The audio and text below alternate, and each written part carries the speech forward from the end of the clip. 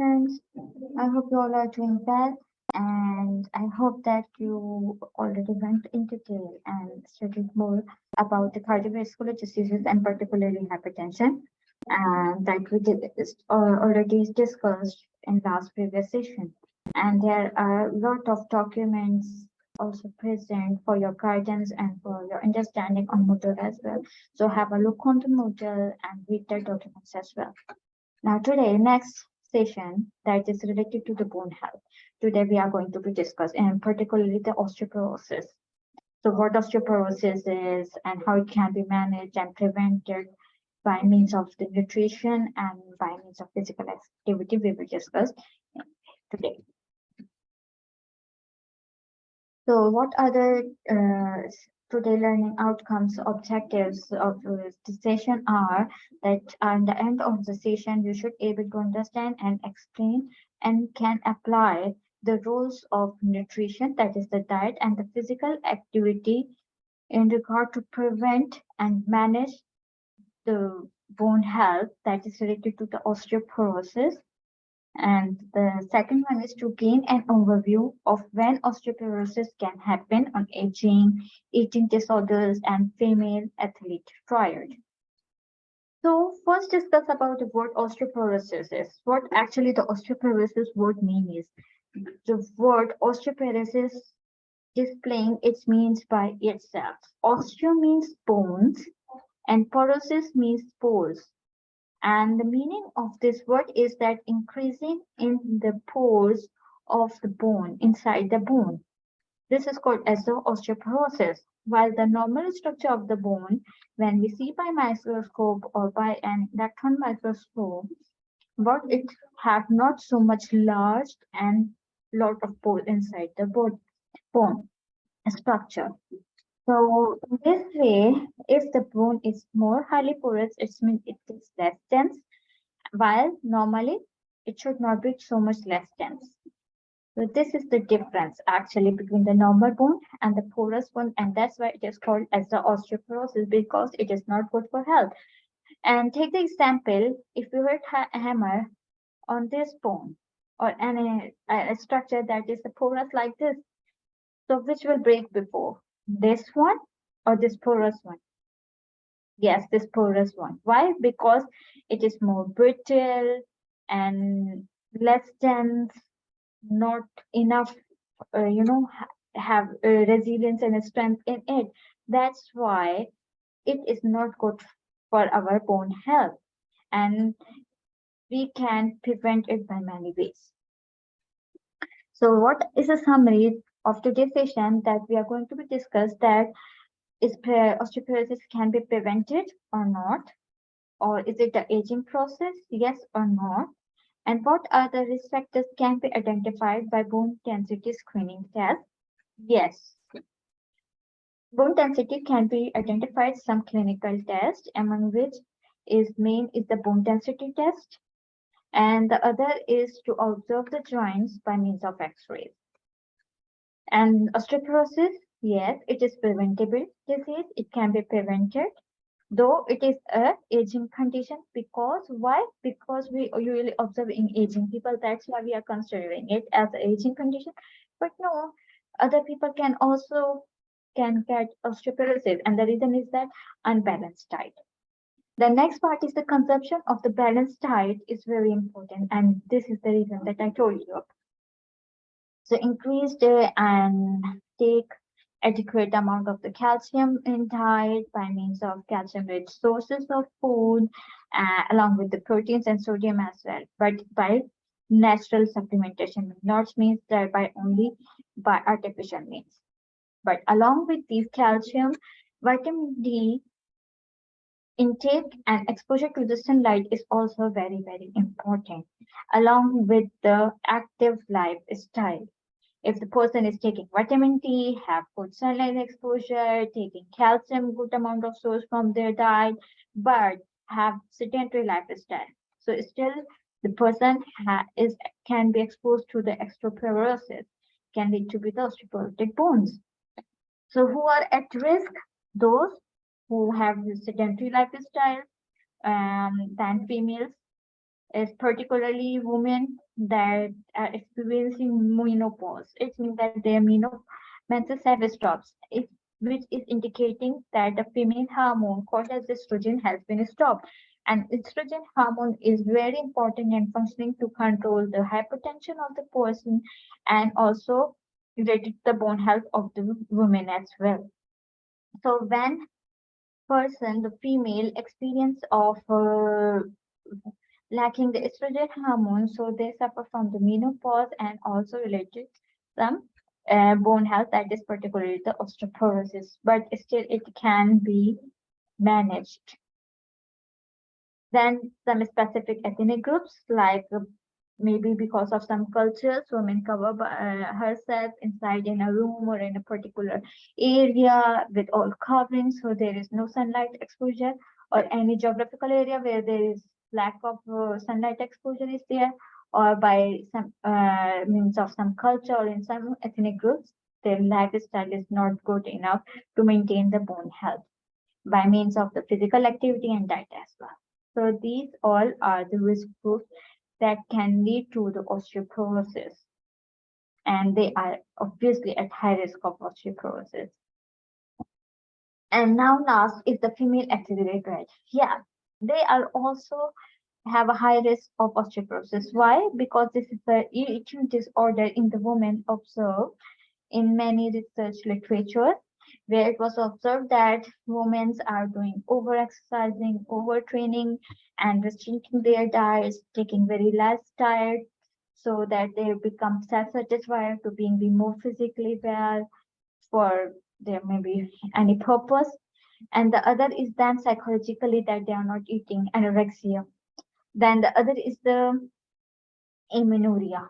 This can lead to the amenorrhea because the person is doing over exercise and training, less diet with restrict choices. So of course, it can lead to amenorrhea. And this amenorrhea means that missing one or more menstrual periods or missing more consecutively. So this menstrual dysfunction lead to osteoporosis. Now, what is the role of the exercise in preventing osteoporosis? Is there a role? Yes. Example like weight training, walking, some aerobic exercises, dancing, playing tennis, some gymnastics. What they did, they make our joints and bone to function, because our bones are attached with the muscle by means of the tendons to function. So it becomes, they activate the cells to become more strength to for our tendons and muscles to function, and even bones as well, because by the functioning, our bone cells inside called as the osteoblast, osteocytes and osteoclasts, they become active. So the bearing and threading going inside, and osteoblast in result produce more new healthy bone when the old bone has been removed by the osteoclast cells.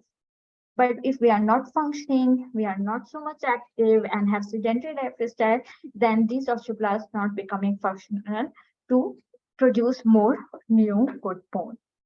And that's why bone becomes more porous with time to time. And then the less strength of the tendons, so less strengthening of the bones as well. So these are the two reasons. So regular exercise is important. Regular exercise in adulthood can increase the bone strength, and this is the reason. Now, next point is the role of exercise in prevention of osteoporosis. There are more points? Yes. Yeah. How? Because, okay, it's fine. We say it becomes, it can causes results to increase the activity of the osteoblast cells that produces the new bone, also strengthening it. But what happened in the case of the women who have menopause? Because in menopause they are facing the deficiency of the estrogen hormone that is produced inside the body as a female hormone, and that really regulates menses of that female as well. But with this specific case, then this specific female hormone stops to release, to function, to produce inside the body, and this hormone is very good for the cardiovascular health and the bone health of the female. So Within these 5 years after the menopause, females usually face the period of the osteoporosis. But in some researches, it is proved that after this 5 year phase, if women maintains their normal exercise activity, can slow down the osteoporosis. This process of getting loss of the bone structures, the bone loss from her bones. So it is partly evident and it can be prevented, minimized in females who have menopause as well. Next is that the fall related fractures.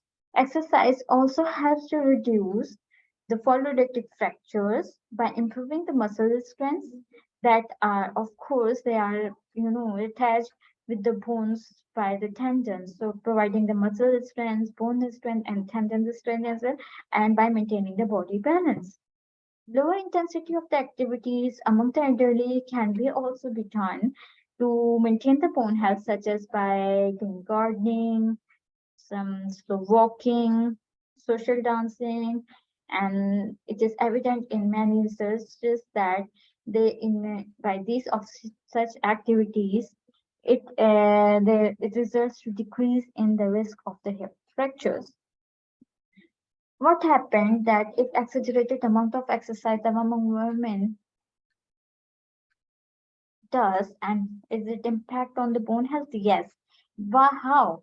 Because most exaggerated exercise can result to amenorrhea in the woman.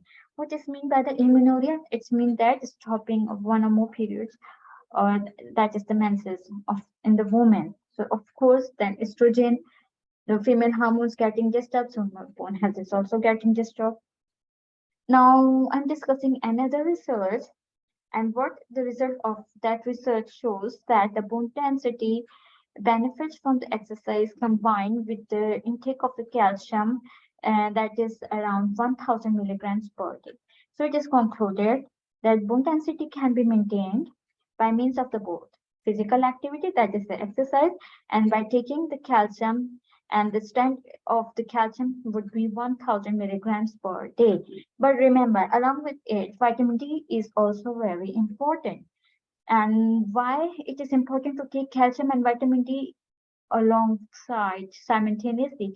Because calcium helps the vitamin D to get absorbed from our intestines into inside our body. Otherwise, simple taking only vitamin D will not be sufficient. It may not be get absorbed so much, but in presence of the calcium, it will get absorbed, and bones will get uh, their nutrition by means of the calcium, vitamin D, potassium, magnesium, and bone. Yeah, and by exercise. So what happens if the person is extremely inactive, like a person who is on prolonged bed rest? In such cases, severe bone loss can occur even the person is having a good high intake of calcium and other bone related minerals as well. Why? Because of the muscles dysfunction and no activity. So all cells, if not be activated, will go towards dysfunction. So the final summary, we have discussed that osteoporosis, yes, can be prevented. How? By means of exercise and by means of nutrition as well. And what are the good sources of the nutrition are? Like dairy, milk, that could have both calcium and vitamin D, yogurt, egg, they are the good sources, and along with the exercises. Persons at risk can be identified by bone density screening tests. And the last is that more active lifestyle, it's mean more healthy, bone is healthy. And then the final is the sunlight exposure. It is also important because vitamin D inside our body, okay, get absorbed by the intestine, everything has done, but it becomes activated in the presence of the sunlight. The other main point I want to discuss, share with you, that it why it depends on the ethnicity as well, because how much the dark skin of a person have the more chances of the osteoporosis in comparison to those who have the skin is not so much dark. The reason is that on our skin we have a special cells that give the color to our skin, like brown or black, that are called as the melanocytes. And what they do, they stop the sunlight to get absorbed inside our body, and that's why vitamin D is not be able to convert into the active form. And vitamin D to function to inactive form, sunlight is important. Now here I'm sharing with you the recommended reading, the sources. Please have a look, read these sources after this session and discuss among yourselves as well, and in the next session with me and in comment session as well. And this is another task that I'm giving to you, that please discuss the vegetarian diets and fish originated diets, which are rich in the calcium along with the physical activity. Is there any role? And please provide the evidences as well by means of some valid resources like some research articles. Thank you so much. We'll meet you in the next session. Bye bye. Thank you. If any question, you can just email me or comment me below in the comment section. Thank you to listen.